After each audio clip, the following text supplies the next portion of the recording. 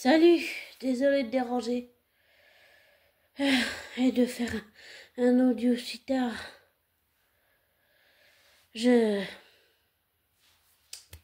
Comment dire? J'ai été à nouveau voir le film.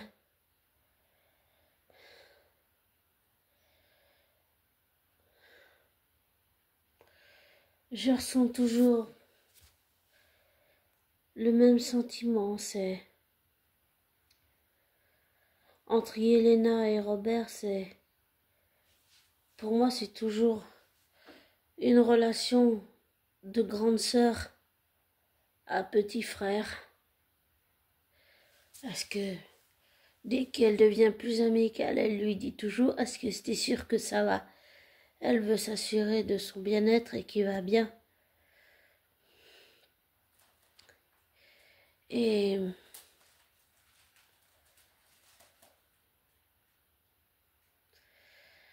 je trouve ça très touchant. Et je suis contente qu'ils aient pas fait le scénario de USA Jones comme j'ai pu le voir dans la série Falcon and Winter Soldier, quand son meilleur ami Battlestar est décédé, qu'il a pété les plombs et qu'il a tué un Flax Marcher si innocent qui s'est finalement rendu. Je trouve que ça salit un peu l'image de Capitaine America, mais ça salit surtout son image à lui.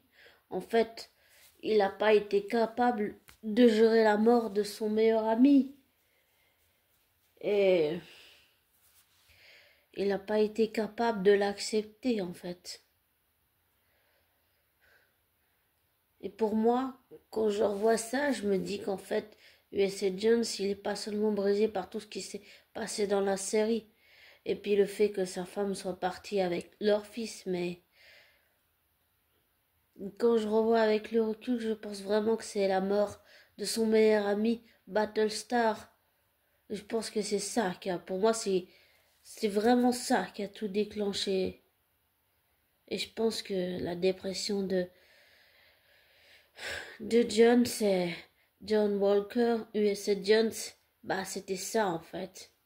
C'est le fait qu'il n'acceptait pas la mort de son meilleur ami.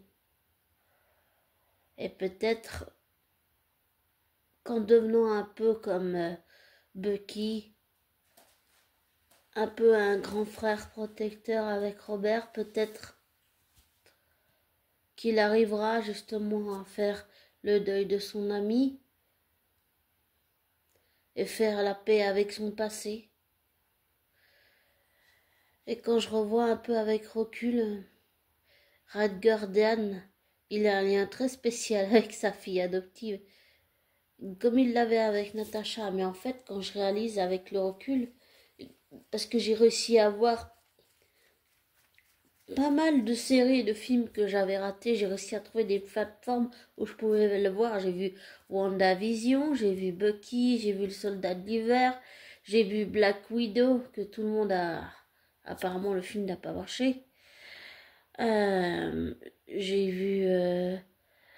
J'ai pas encore vu Agatha All Long, il faut que je trouve un moyen de voir la série. Mais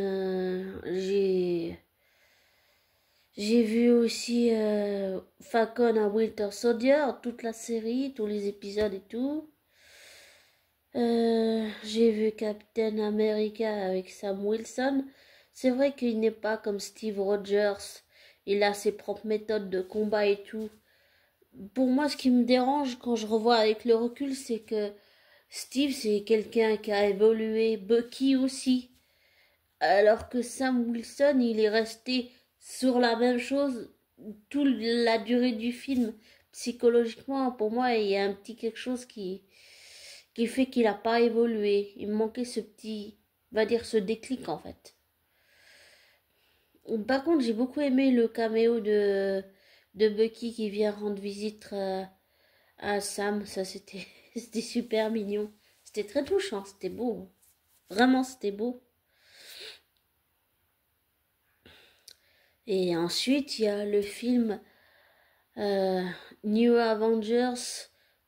Ah, D'abord c'était Thunderbolt, mais apparemment ils ont changé pendant la promotion du film, ils ont changé le nom du film en New Avengers. Alors, on verra bien ce que ça donne. Mais je suis toujours convaincue que c'est un film qui vaut le coup d'être défendu, vraiment défendu.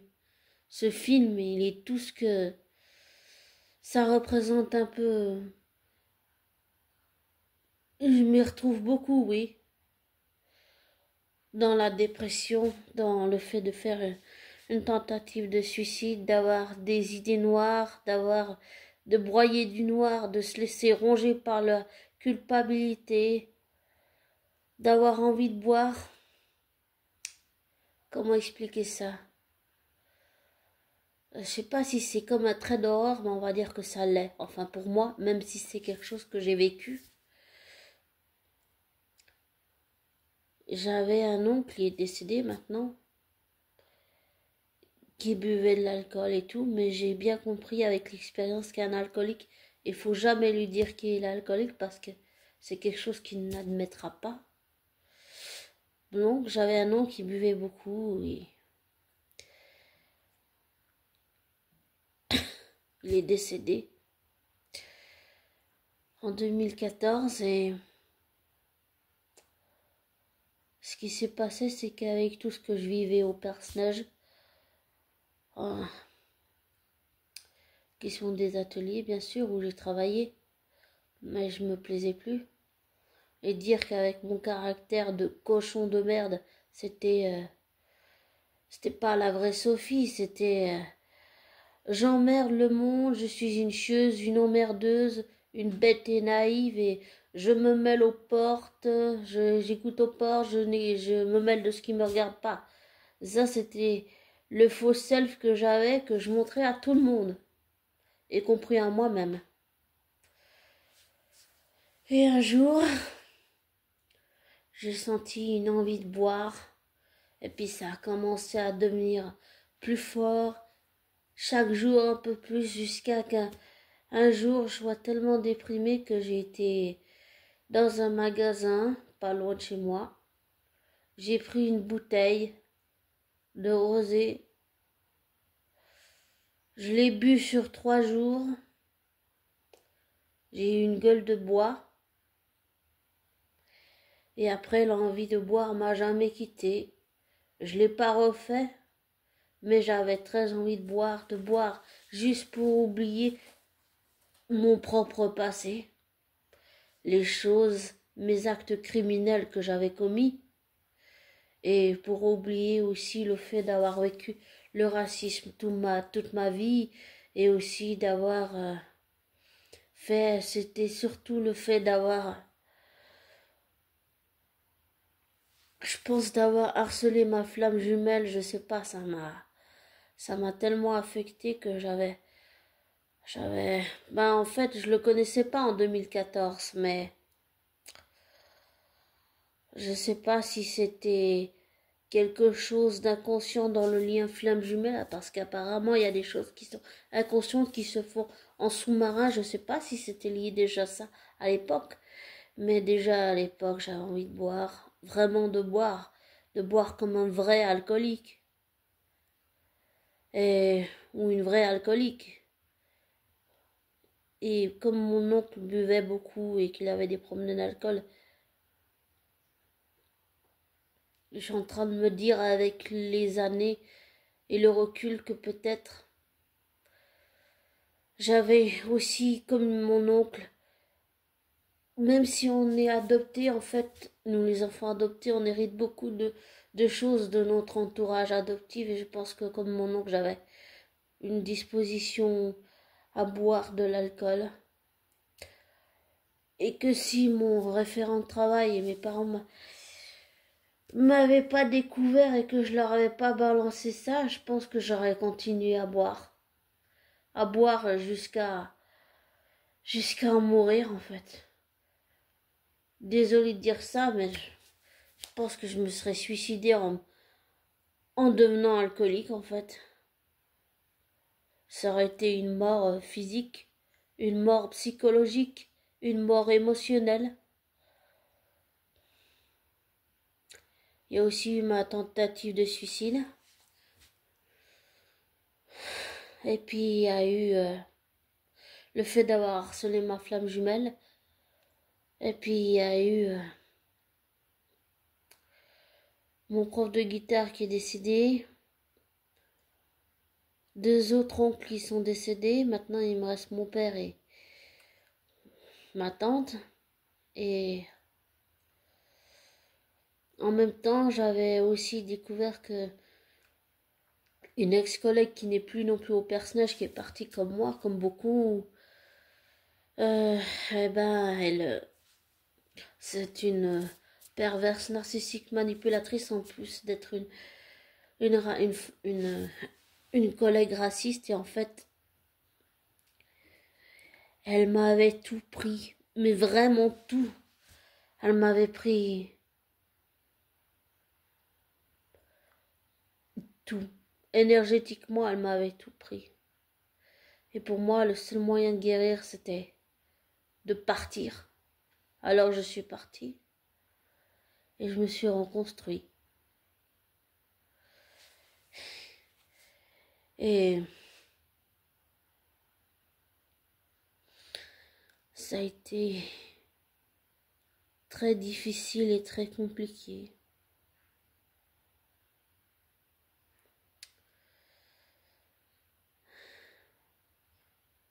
Et c'est pour ça que je pense que si on peut, c'est pas seulement de si on peut, c'est aussi un combat psychique et un peu psychologique, même très émotionnel et très psychologique. Et ça rejoint un peu le fait d'avoir eu des pensées, des idées noires et tout. Alors oui, ce que Robert traverse, oui. Oui, je l'ai vécu. Peut-être pas comme lui, mais je l'ai vécu, oui. Comme beaucoup de gens sur cette terre. Je ne suis pas la seule, évidemment. Et ça fait juste mal de l'admettre. C'est très douloureux. Mais il n'y a pas d'autre solution quand on va avancer. Même si c'est très douloureux.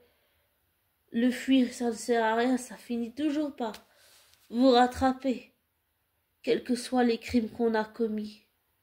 Et je parle pas pour les psychopathes ou les gens qui n'ont pas de conscience, je parle pour ceux qui en ont, et qui l'ont toujours au fond d'eux, et qui ne pensent pas qu'avec la tête, mais qui pensent avec le cœur, avec leur humanité d'être humain.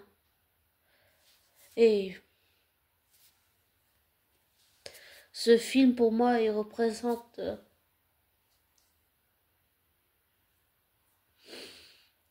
je pense qu'il représente tout ce que j'aurais. À quel point j'aurais sombré, oui. Et ce que j'aurais fait.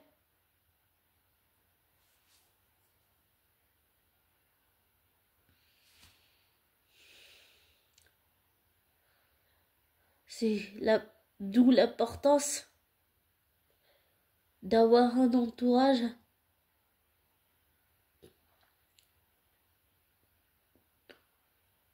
même s'il peut y avoir des tensions ou qu'on s'entend pas toujours avec son entourage ou qu'on n'est pas toujours d'accord ou qu'on pense pas toujours la même chose, l'important c'est d'avoir un entourage solide. Et on n'est pas toujours bien entouré, comme on dit. Et c'est un peu tout ce que représente ce film pour moi. Ça représente un peu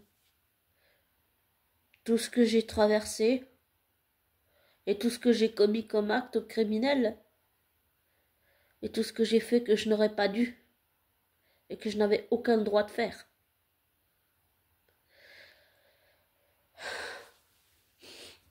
Et peut-être que c'est pour ça que... Pardon. C'est peut-être pour ça que le personnage fictif de Robert et pas Sentry et Void seulement, mais de Robert m'affecte autant.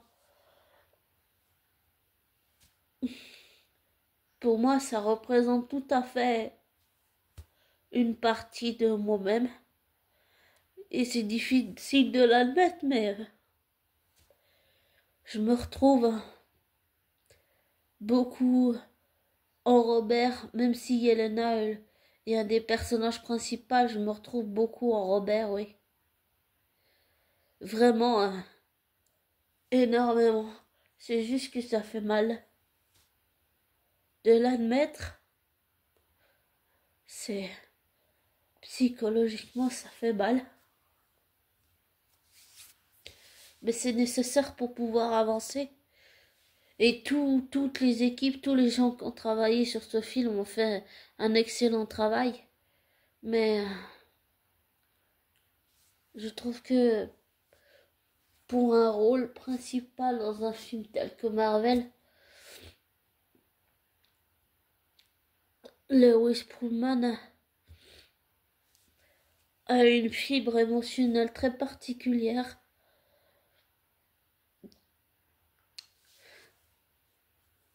Et je pensais pas que ça m'atteindrait autant émotionnellement, mais... Pardon, c'est mon cardigan. Mais, ouais. Désolée, je pensais pas que ça me ferait ça.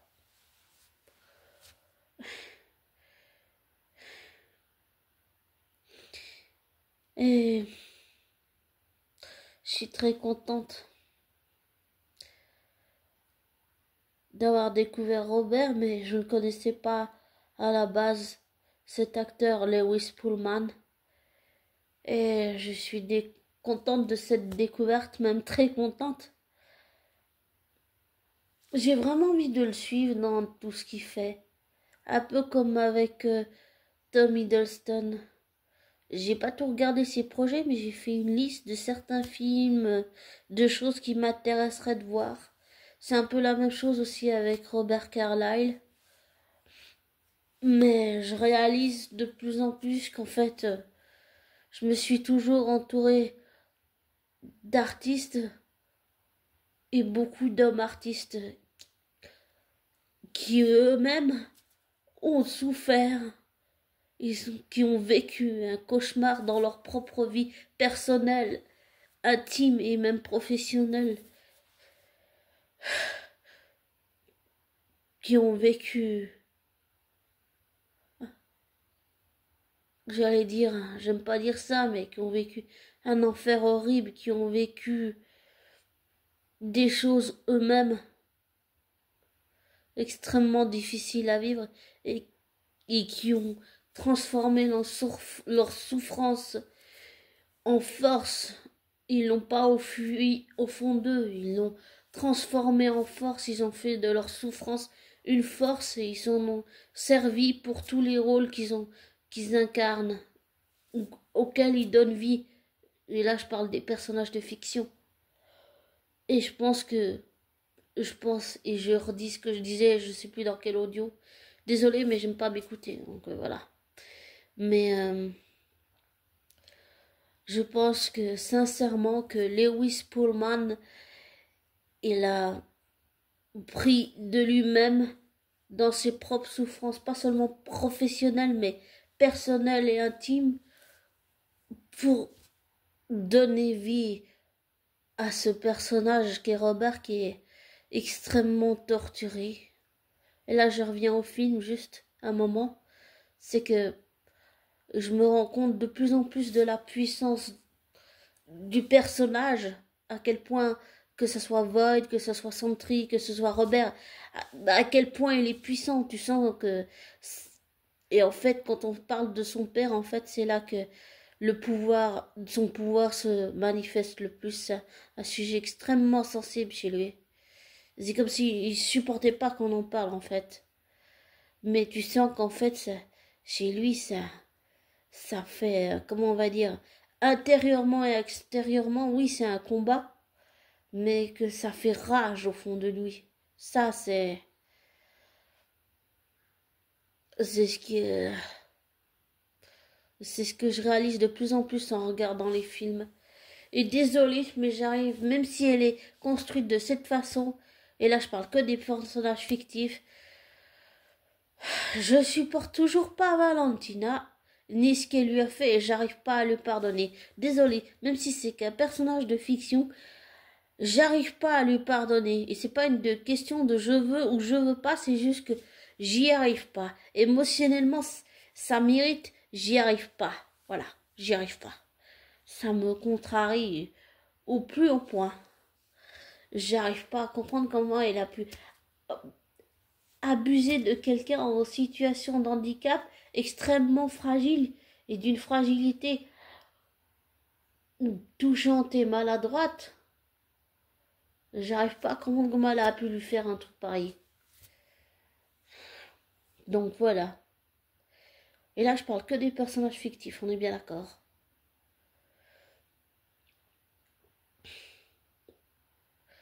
Mais si je te dis tout ça, c'est parce que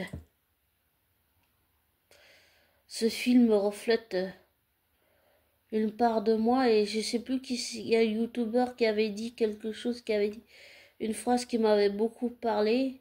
Il avait dit qu'on pouvait se reconnaître dans le personnage de Robert, de Sentry, de tous les personnages qui sont un peu en dépression dans ce film. En fait, ils représentent tous une forme de dépression, ouais. Et ça montre le fait de ne pas être seul, que avec une situation de handicap ou pas,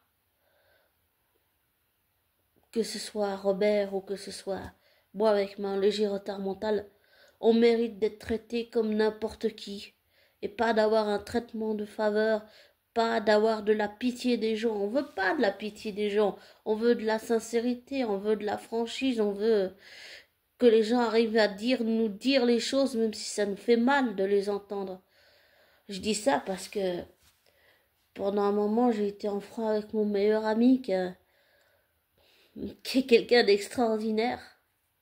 Mais c'est quelqu'un qui n'a pas pitié de moi. C'est quelqu'un qui me dit les choses très franchement et qui me les dit droit dans les yeux.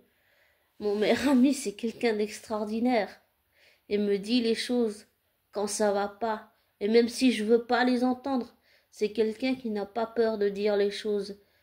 Et même s'il sait que ça va me blesser, il sait que je me remettrai en question et que ça fera le chemin dans ma tête. Mais c'est quelqu'un que malgré, même si on a été en froid, c'est quelqu'un sur qui j'ai toujours pu compter. C'est quelqu'un qui me dit les choses franchement.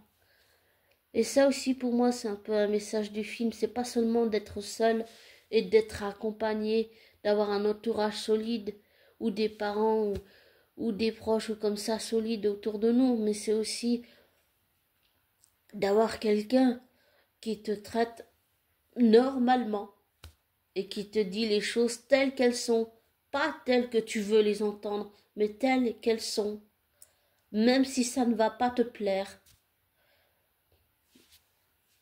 Alors,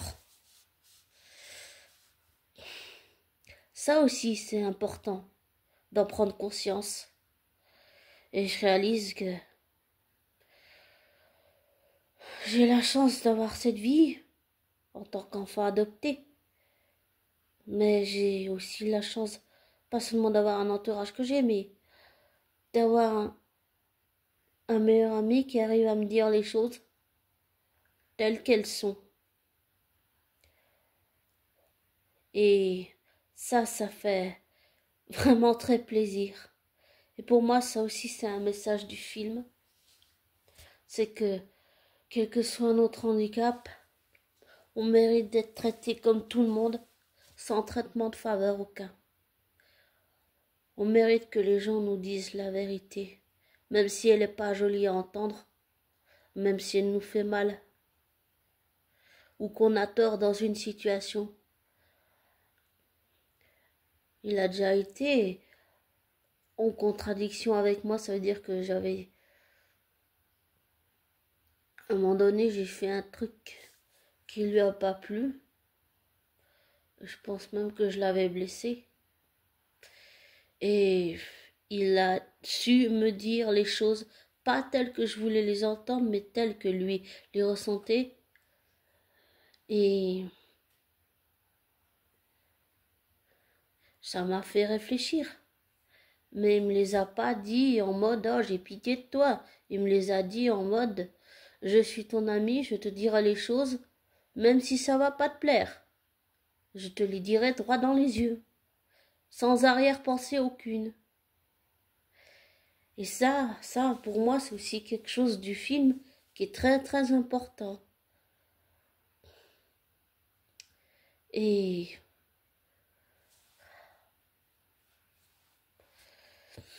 pour en revenir au personnage, et là je reviens que dans la fictif, le personnage de Robert, je pense que c'est pour ça qu'il m'a affecté autant. Parce que je me retrouve en lui, mais sauf que j'osais pas me l'avouer. C'est dur de s'avouer des choses comme ça. C'est très difficile. Psychologiquement, c'est émotionnellement et psychiquement, c'est difficile. Et mentalement aussi. Parce qu'il faut arriver à le digérer, à l'accepter. Et j'essaye de faire au mieux même. Si j'y arrive pas comme les autres le voudraient, j'essaye de le faire déjà pour moi même. Et je repensais à une analyse d'un film que j'avais vu, je sais plus comment il s'appelle ce youtubeur, mais c'était une analyse trop géniale, c'était sur La Belle et la Bête. Et puis en fait, il avait dit, il y a un mot en latin qui veut dire qu'il faut vaincre la bête en soi. Mais en fait, ça veut dire vincit en latin, qui signifie qui se vaincra.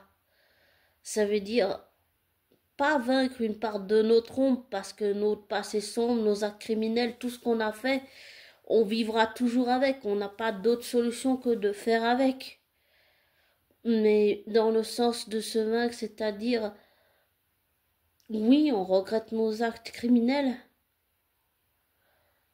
Et je regrette mes actes criminels, tout ce que j'ai fait.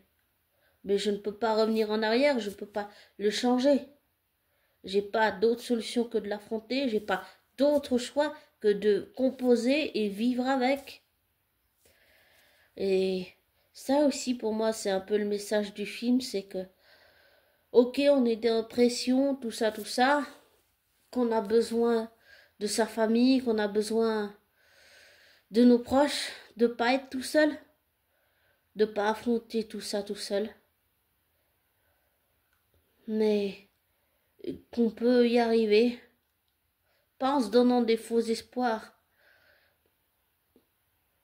mais en acceptant les choses telles qu'elles sont, aussi difficiles soient-elles, même si j'ai conscience que psychiquement, émotionnellement, on souffre le psychisme, l'esprit, le psyché et l'esprit ne peut pas aller l'un sans l'autre, et qu'en fait le psychisme, on souffre vraiment beaucoup. Et ça travaille aussi beaucoup dans le corps, ce genre de sujet. Et que on ne peut pas tout recommencer. Il faut arriver à composer, à vivre avec notre passé.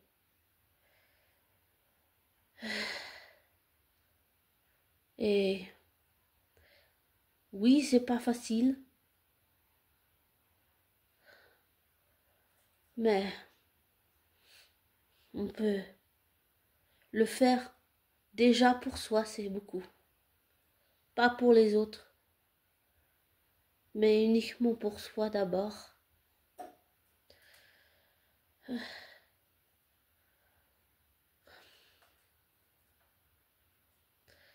Bon, je vais te laisser. Merci d'avoir été là, même si je te mérite pas, abonné. Et sois prudent. Ne te laisse pas influencer par moi. Ne prends pas pour argent comptant ce que je te dis. Fais tes recherches, tes vérifications. Tire-en tes propres conclusions. Ah, santé mon chaton. Il a éternué. Santé. Et désabonne-toi de ma chaîne. Et je te souhaite une belle fin de semaine. Et un beau début de week-end. Et excuse-moi si le sujet était lourd, mais c'était important pour moi de partager. C'était pas seulement mon expérience, mais de partager aussi un peu ce que je fais en parallèle avec le film. Voilà. Et prends soin de toi.